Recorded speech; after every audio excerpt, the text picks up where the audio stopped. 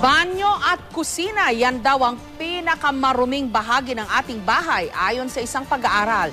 Pero alin kayang mga gamit ang pinakadugyot? Alamin yan sa live report ni Bam Alegre. Bam? Jessica, ngayong panahon ng tag-init na may bahagyaring pag-ulan, iba't ibang sakit ang lumalaganap at dahil dyan ang iba sa mikrobyo. Kaya naman maigi daw na maging malinis sa katawan at magkaroon ng kaalaman kung ano-ano nga ba yung maruruming bahagi ng ating mga bahay. Narito ang ulat. Kabisado ni Lynn ang bawat sulok ng kanilang kusina at banyo dahil araw-araw niyang tinitiyak na malinis ito. Batid niyang kung dugyot ang bahay, posibleng magmula rito ang iba't ibang sakit. Lagi ko pong hinuhugasan, tapos pinapalitan namin pag maluma-luma na po. Parang maiwasan daw yung virus po. Sa pag-aaral ng isang pharmaceutical company, ang banyo at kusina pa rin ang pinakamaruming bahagi ng isang bahay. Sa katunayan, ang numero unong pugad daw ng mga mikrobyo, ang mismong sponge na pinanglilinis ng mga pinagkainan. Kasunod dito ang ibabaw ng refrigerator, ang loob ng microwave oven at ang gripo. Bukod sa kusina, posibleng mataas din ang infection rate sa remote control ng TV, telepono at maging sa doorknob. At kapag hindi raw malinis sa bahay, posibleng dito magmula ang hepatitis A virus, Shigella, Salmonella at maging ang norovirus na karaniwang sanhi ng diarrhea. Dahil hindi nakikita ng mga mata ang milyon-milyong mikrobyo, naniniwala ang ilang lab scientists na posibleng mas marumi pang araw ang hawak nating mga cellphone kaysa basura. Ito minsan nilalagay mo siya sa isang lugar na hindi naman natin alam na it's clean.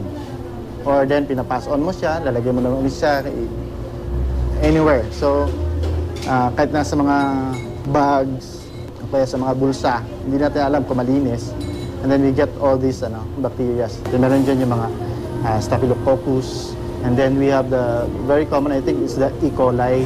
Maayos na hygiene lang daw ang pantapat sa peligrong hatid ng mga mikrobyo. Ilayo raw ang mga toothbrush sa loob ng kubeta.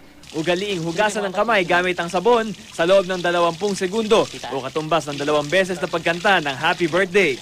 Iwasan ding hawakan ng mga mata at bibig hanggat hindi nakakapaghugas ng kamay. It's very basic, washing of hands.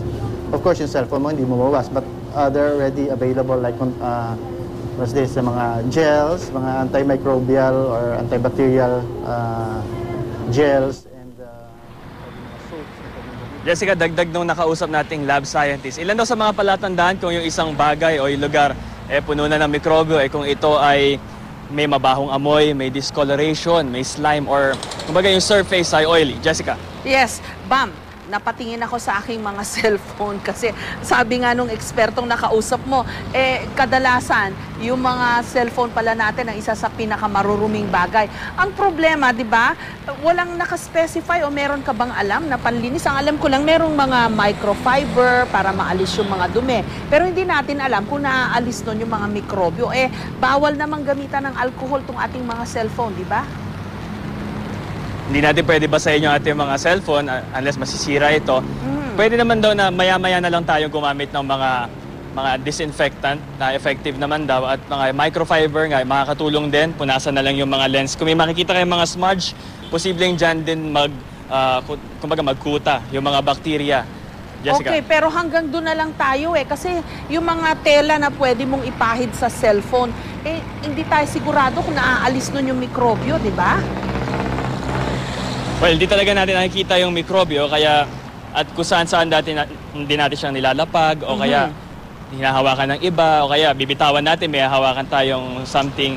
Para to be sure na lang, gawin na lang nating habit na maglinis at maghugas ng ating mga kamay, lalo na tuwing kakain o kaya kung kailangan hawakan yung mga bibig o yung mata. Jessica? Okay, at siguro, huwag kung saan-saan lang basta inilalagay ang cellphone. Lalo na pag hindi tayo nakakatiyak. Kasi kung saan-saan din natin yan inilalapag naghugas tayo ng kamay, pero yung cellphone natin hindi naman pala malinis. Maraming salamat, Bam Alegre.